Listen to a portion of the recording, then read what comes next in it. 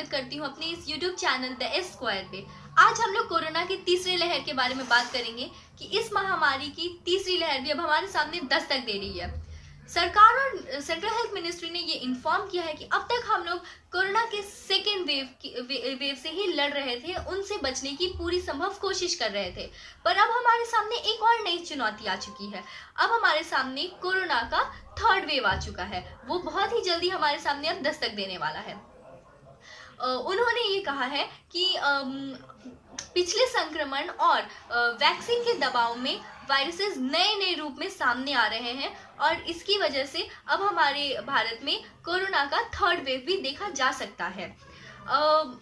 अगर इसका सबसे बड़ा कारण देखा जाए तो सबसे बड़ा कारण एक इसका ये भी है कि भारत के अलग अलग क्षेत्रों में, अलग अलग राज्यों में कई सारे वेरिएंट्स पाए जा रहे हैं, जैसे B117, 617 और इनमें से सबसे ज़्यादा खतरनाक जो वेरिएंट है वो डबल म्यूटेंट वायरस, जो कि इंडिया में ही मिला है और इसे मेड इन इंडिया और आंध्र प्रदेश वेरिएंट भी कहा जा रहा है। और ये 15 गुना ज़्यादा इफेक्टिव है first wave of the virus और second wave of the virus से 15 गुना ज़्यादा इफेक्टिव है। तो आप सोच सकते हैं कि ये कितनी तेजी से अपने संक्रमण को फैला सकता है। इससे बचने की बहुत ही ज़्यादा आवश्यकता है। डॉक्टर्स के अकॉर्डिंग ये वायरस अपने नए नए स्ट्रैंड्स बना रहे हैं और नए नए रूप में सामने आ रहे हैं। अगर देखा जाए तो जो first wave of the corona था वो 45 साल से ऊपर के लोगों को सबसे ज़्यादा इन्फेक्ट कर रहा था। Second wave of the virus जो थी वो यंगस्टर्स को, यानी कि 45 साल से नीचे के लोगों को सबसे ज़्यादा इन्फेक्ट कर रही थी। और अब जो ये थर्ड वेव है वो सबसे ज़्यादा बच्चों में पाया जा रहा है, बच्चों को इन्फेक्ट सबसे ज़्यादा कर रहा है ये। और सबसे बड़ी दुख की बात यह है कि अब तक हमारे भारत में बच्चों के लिए कोई वैक्सीन नहीं है।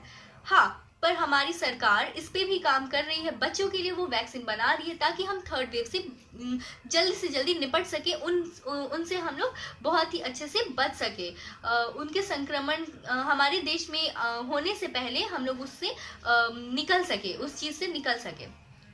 इंडियन टेक्नोलॉजी जो है वो इस पर काम कर रही है, इस पर रिसर्च कर रही है और उनके ट्रायल प्रोसेसेस भी स्टार्ट हो चुके हैं। बच्चों के लिए वो वैक्सीन बनाने में पूरी तरह से भारत सरकार की मदद कर रही है।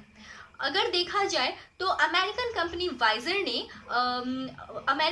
वाइजर ने बच्चों के लिए वैक्सीन बना ली है और कनाडा में तो 5 मई से 12 साल से ऊपर के बच्चों को वैक्सीन लगने की परमिशन भी मिल चुकी है। तो इस समय इस महामारी में सबसे ज़्यादा सुरक्षित वही लोग हैं जिन्होंने दोनों डोजेज लिए हैं वैक्सीन के। इसीलिए इससे बचने के लिए दोनों डोजेज वैक्सीन के ज़रूर ले, अपने घर पे रहे, मास्क पहने, सोशल डिस्टेंसिंग मेंटेन करें और सैनिटाइजेशन करते रहे, डबल लेयर्ड मास्क ना भूले और हमेशा नाक के ऊपर से मास्क पहने, नाक के नीचे से मत पहने, नाक के ऊपर से हमेशा मास्क पहने, क्योंकि आपको पता होना चाहिए ये एक नेजोफेरेंजियल वायरस है, नाक के अंदर घुस सकता है, इसीलिए हमेशा नाक के ऊपर से मास्क पहने, ये बहुत ही इम्पॉर्टेंट है।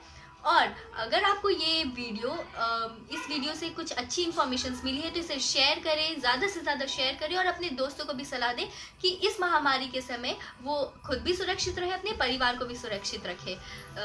धन्यवाद।